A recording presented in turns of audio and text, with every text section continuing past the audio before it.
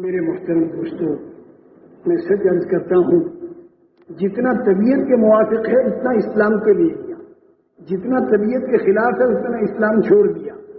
تو ایک پیر اسلام کے اندر ہے، ایک پیر اسلام کے باہر ہے، اور اللہ تعالیٰ یوں کہتا ہے یا ایھا الذین آمنوا ادخلوا فی السلم کافۃ ولا تتبعوا خطوات الشیطان۔ اے مسلمانوں، پورے کے پورے اسلام میں داخل ہو جاؤ، شیطان کے پیچھے مت چلو۔ یہ غلط ہے کہ ایک ٹانگ اندر اور ایک ٹانگ باہر۔ باہر والا اگر کوئی اسلام میں آنا چاہتا ہے تو وہ کہتا ہے کہ مسلمان اسلام کے دروازے پر کھڑا ہے، ایک ٹانگ اندر ہے ایک ٹانگ باہر ہے، کس طریقے سے اندر داخل ہو؟ اس لیے ضرورت اس بات کی ہے کہ جو ٹانگ اسلام کے باہر ہے وہ ٹانگ اسلام کے اندر کر دی جائے، تاکہ یہ مسلمان پورا کا پورا اسلام میں چلا جائے، تو اسلام کا دروازہ کھل جائے گا۔ اور اگر ہماری جو تبلیغ ہے اس کا یہی کام ہے کہ جس کی ٹانگ اسلام سے باہر ہے اس کی ٹانگ اسلام کے اندر کر دو، تو بہت سوگی ہو گئی۔ انگلینڈ کے اندر بھی بہت سوگی ہو گئی، فرانس کے اندر بھی بہت سوگی ہو گئی۔ 20 سال پہلے ایک مسجد تھی اور جمعے کے دن کھلا کرتی، اتوار کے دن کھلا کرتی تھی جمعے کی نماز پڑھنے۔ اللہ کا فضل ہے کہ اس وقت میں 400 سے زیادہ مقامات میں انگلینڈ میں نماز ہو رہی ہے 5 وقتہ، اور قرآن بھی پڑھایا جا رہا ہے۔ فرانس کا بھی حال تھا 1973 میں، 1963 میں جب ہماری پہلی حاضری ہوئی فرانس میں، تو پیرس کے اندر وہ ایک مسجد تھی، ابھی بھی ہے وہ سرکاری، اور کچھ پتہ نہیں مسلمانوں کا کیا۔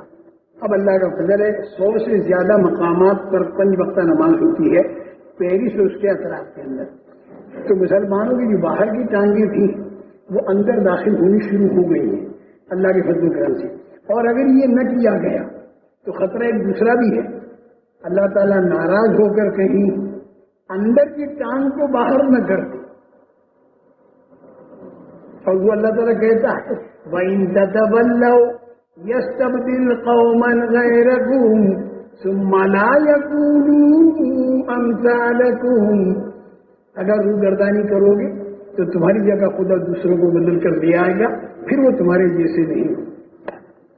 اللہ تعالیٰ کہے یا ایھا الذین آمنوا من یرتد منکم عن دینہ فسوف یأتی اللہ بقوم یحبهم ویحبونہ اذلۃ علی المؤمنین اعزۃ علی الکافرین یجاہدون فی سبیل اللہ ولا یخافون لومۃ لائم ذلک فضل اللہ یؤتیہ من یشاء واللہ واسع علیم۔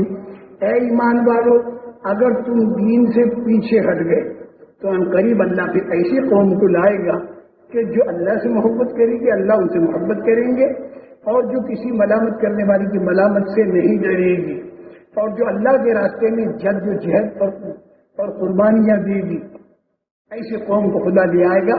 اللہ بڑا وسعت والا ہے، بڑا جاننے والا ہے، ہدایت اس کے ہاتھ ہے۔ تو بھائی اس کا کریں۔ آج اسلام کو مسلمان نے ایسا بنایا کہ جیسے ایک بہت پرانا ملازم تھا، نام اس کا عبد الغفور تھا، بڑے بڑے گھر والے اس کی بڑی قدر کرتے تھے اور اسے کہتے تھے غفور بھیا۔ شادیوں میں، کاروبار میں، ہر جگہ اس کے مشورے دیے جاتے تھے، بڑے بہترین مشورے ہوتے تھے۔ بڑوں کا انتقال ہو گیا، چھوٹوں کے ہاتھ میں وہ سارے کاروبار اور گھریلو نظام آیا۔ اب انہیں عبد الغفور کی باتیں اچھی نہیں معلوم ہوتی، اب بجائے غفور بھیا کے غفورا غفورا کر رہے اسے۔ وہ مشورہ دیتا ہے شادی میں کسی لڑکی کی کہ دیکھ غفورا، ہماری شادی میں تو دخل مت دے، ہمارے کاروبار میں تو دخل مت دے، ہمارے گھروں میں تو دخل مت دے، ایک کنارے پر پڑا رہے، وہاں پر روٹی کے ٹکڑے تجھے ڈالتے رہیں گے، بس دخل مت دے۔ آج اسلام کے ساتھ مسلمان نے وہی معاملہ کر دیا۔ اگر یہ اسلام شادی میں آ کر کہہ دے کہ دیکھو یہ حلال ہے یہ حرام ہے، تو مسلمان کہتا ہے اسلام شادی میں تو دخل مت دے، کاروبار میں تو دخل مت دے، ہمارے گھریلو معاملات میں تو دخل مت دے، ہمارے کپڑوں میں تو دخل مت دے، ہماری سوسائٹی میں تو آ کر دخل مت دے۔ مسجد کے اندر تو پڑھا رہے، وہاں پر ہم دن میں 5 مرتبہ تیری ملاقات کر لیا کریں گے، اور اگر ہم بہت ہی زیادہ بزی ہو گئے، مشغول ہو گئے، تو پھر ہم جمعے کے دن آ کر تیری ملاقات کر لیا کریں گے، اور اگر اور زیادہ ماڈرن ٹائپ کے ہم بن گئے تو پھر عید کے دن ہم تیری ملاقات کریں گے، یا کسی جنازے کی نماز میں تیری ملاقات کر لیں گے۔ 8 کی، کھاٹ کی اور 360 کی، 8 کی تو جمعے والی، کھاٹ کی جنازے والی اور 360 کی عید والی، یہ 3 ملاقاتیں ہماری تیری طے ہیں، اور باقی تو ہمارے کسی معاملے کے اندر دخل بنتے ہیں۔ ہائے ہائے، جب اسلام کے ساتھ یہ معاملہ کیا تو وہ غفور بھیا جسے کہا جاتا تو غفورا، ابھی غفورا جب یہ کہنے لگے نوجوان تو اس غفورا کو غیرت آئی، اور اس عبد الغفور نے وہ مکان چھوڑ دیا، کہا بھائی میں تو اپنا بوریا بستر دے کے جا رہا۔ جب وہ جانے لگا تو پاس میں ایک لالا جی کا مکان تھا بننے کا، اس نے پوچھا غفور بھیا آپ کہاں جا رہے ہیں؟ تو انہوں نے کہا یہ گھر والے کسی بات میں میری قدر نہیں کرتے، اب میں اس گھر کو چھوڑ کر جا رہا ہوں۔ تو بنیا یوں کہتا ہے کہ بھائی غفور، ہم تمہیں جانتے ہیں کہ تمہارے سارے طریقے مفید تھے، تم جوانوں نے وہ طریقے چھوڑ دیے، اگر یہ تمہیں اپنے گھر سے دھکا مارتے ہیں تو آ جاؤ ہم تمہیں اپنے سینے سے لگاتے ہیں، آ جاؤ ہم تمہیں اپنے سینے سے لگاتے ہیں۔ تو وہ بنیا اس عبد الغفور کو اپنے سینے سے لگاتا ہے، اپنے سینے سے لگاتا ہے، کہتا آ جاؤ ہم تمہاری قدر کریں گے۔ میرے محترم دوستو، اگر یہ غفور بھیا ہمارے گھروں سے نکل کر ان یورپینوں کے گھروں میں چلا گیا اور امریکنوں کے گھروں میں چلا گیا تو یاد رکھیو جھاڑو پھیر کر جائے گا، ہم کسی قابل اس دنیا کے بھی نہیں رہیں گے اور آخرت کے بھی نہیں رہیں گے۔ ہمارا وقار اس بات میں ہے کہ ہم اس غفور بھیا کی قدر کریں اور اسے ہم سینے سے لگائیں۔ ہمارے گھر کے اندر شادیوں کے موقع پر اس غفور بھیا سے پوچھیں، اور کھانے کے موقع پر اور ہر لائن کے اندر ہم حضور اکرم صلی اللہ تعالی علیہ وسلم کے طریقے پر ہم چلیں۔ ہمارے اندر جو اسلام ہوگا جو کتابوں میں ہے، تو پھر میرے محترم دوستو لیکچر کے ذریعے ثابت کرنے کی ضرورت نہیں ہوگی کہ اسلام ایسا مذہب ہے، بلکہ خود ہمارا کلچر انہیں بتا دے گا کہ واقعی اسلام ایسا مذہب۔ اسلام لیکچر سے نہیں پھیلے گا، اسلام کلچر سے پھیلے گا۔ اسلام صرف مطالعوں سے نہیں پھیلے گا، اسلام جو مسلمان کے اندر جو زندگی آ جائے تو پھر اسلام دنیا کے اندر پھیلے گا۔ لیکن دنیا اس زندگی میں اسلام آوے کیسے، اس کے لیے مجاہدہ کرنا پڑے گا۔ اچھا بات میری ذرا پھیل گئی اور تم لوگوں کو انتظار ہوگا میری شروع والی بات کا، اور یہ میرے بیان میں آپ دیکھو گے، خوب دیکھو گے، بعد میں تو ایک بات شروع کی وہ تو رہ گئی، دوسری چل پڑی۔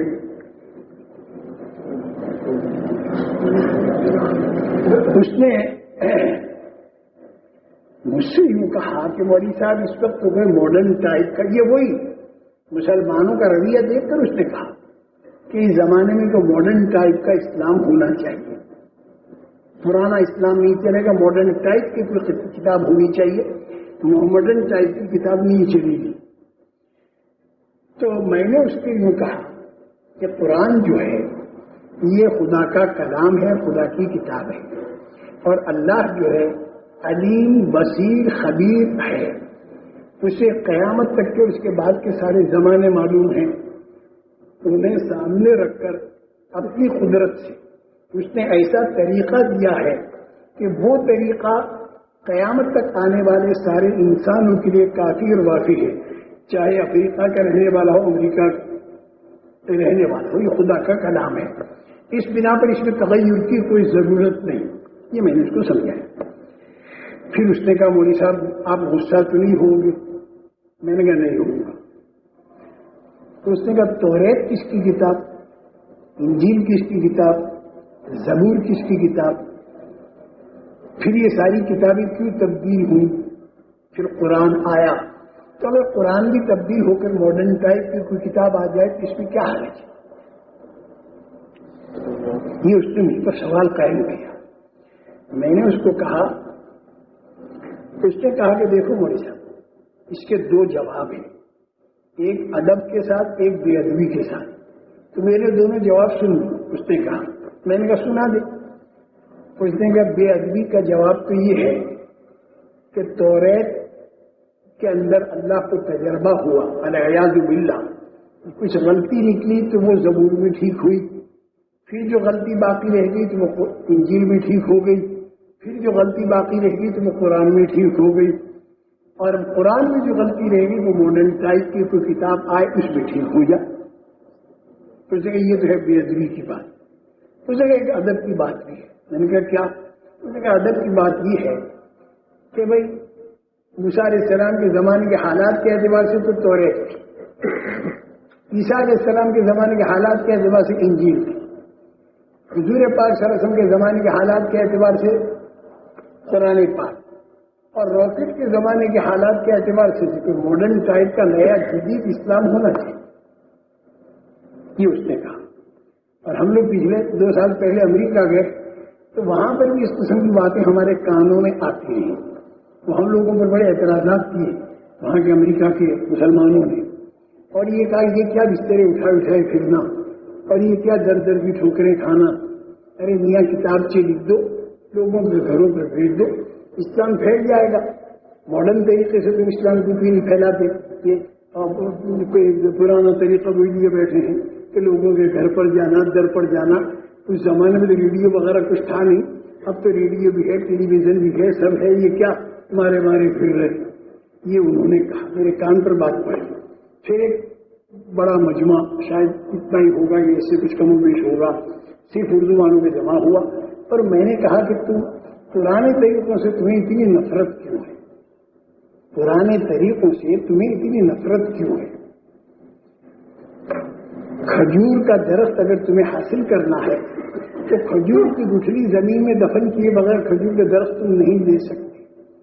اگر تم کہو ماڈرن طریقے سے لیں گے اور اس کے ریشم کا کپڑا لپیٹیں گے، اسے سونے کے صندوق میں رکھیں گے اور اس کے اندر کی طرف بھر دیں گے اور ماڈرن طریقے سے لیں گے، میں نے کہا نہیں لے سکتے. طریقہ تو بھی پرانا تمہیں اختیار کرنا پڑے گا. میں نے کہا پرانے طریقوں سے اتنی نفرت کیوں؟